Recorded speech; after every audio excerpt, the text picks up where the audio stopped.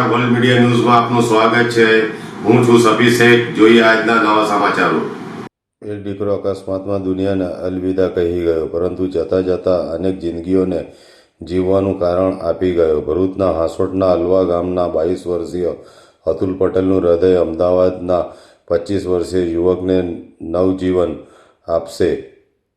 અતુલના પરિવારે દુઃખની આ ઘડીમાં અંગદાનનો નિર્ણય લઈ માનવતાનું અનોખું ઉદાહરણ પૂરું પાડ્યું છે। 29 જુલાઈ અતુલ પટેલ નોકરી પરથી ઘરે પરત ફરી રહ્યો હતો અને રસ્તામાં સર્જાયેલા અકસ્માતો પરિવારની ખુશીઓ છીનવી લીધી। ગંભીર ઇજાઓ સાથે અતુલને અંકલેશ્વરની શ્રીમતી જયાબેન મોદી મલ્ટી સ્પેશિયાલિટી હોસ્પિટલમાં સારવાર માટે ખસેડાયો હતો, પરંતુ 1 ઓગસ્ટના રોજ તબીબોની ટીમે અતુલને બ્રેઇન ડેડ જાહેર કર્યો હતો। દીકરાને ગુમાવવાનું દુઃખ કોઈ પણ માતા માટે અસહ્ય હોય, પરંતુ અતુલની માતા રંજનબેન અને પરિવારજનોએ પોતાના દુઃખને બાજુ પર રાખીને એક મોટો નિર્ણય લીધો। અતુલના અંગદાનનું દાન કરવાનો નિર્ણય।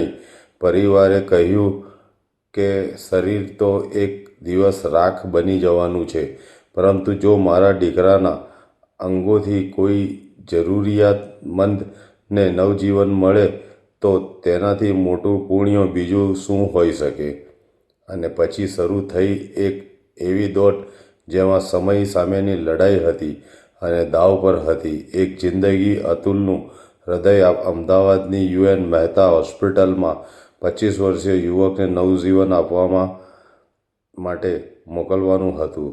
હૃદયને સમયસર અમદાવાદ પહોંચાડવા માટે અંકલેશ્વરથી અમદાવાદ સુધી ગ્રીન કોરિડોર તૈયાર કરાયો। આ સમગ્ર કામગીરીમાં એક ઐતિહાસિક ક્ષણ પણ સર્જાઈ। રેલવે તંત્રના સહયોગથી વંદે ભારત ટ્રેનને અંકલેશ્વર રેલવે સ્ટેશન પર હૃદય માટે વિશેષ સ્ટોપેજ આપવામાં આવ્યું અને અતુલનું હૃદય સુરક્ષિત રીતે અમદાવાદ રવાના કરાયું।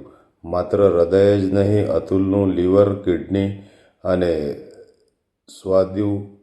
સ્વાદુપિત્ત પણ જરૂરિયાતમંદ દર્દીઓને નવજીવનમાં આપશે। જ્યારે તેની આંખોનું દાન પણ કરવામાં આવ્યું છે।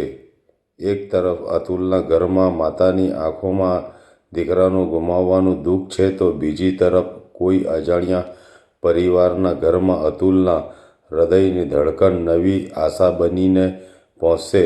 અતુલ હવે આ દુનિયામાં નથી, પરંતુ તેની ધડકન કોઈના હૃદયમાં જીવતી રહેશે। તેનું જીવન પૂરું થયું નથી, અંગદાનના મહાદાનથી તે અનેક જિંદગીઓમાં જીવતો રહેશે।